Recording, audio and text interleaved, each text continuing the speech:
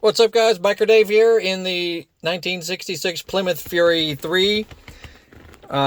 If you're trying to remove the dash bezel, this goes all the way around here. Everything is pretty self-explanatory. You'll just have some Phillips head screws scattered throughout. And then, of course, pull the radio knobs off. That's pretty obvious. The only thing that's not too obvious is the clock knob or clock adjuster. To get that off, you will need the tiniest little, you need one of those micro screwdrivers. Look, this guy right here. One of these itty bitty little things. I'll put a link down below where you can get them online. But it's a teensy little guy. And I've already taken it off. I just wanted to show you. Here's the knob here. Inside there is a tiny little flathead screw. And I mean tiny. So you'll need something like that just to unscrew it. And just hold it, hold it with your finger or use a helper or whatever to take the screw out. Then this will pop out of the clock.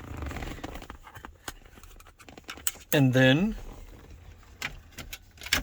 everything just pops off. Pretty as you please. Now putting it back on.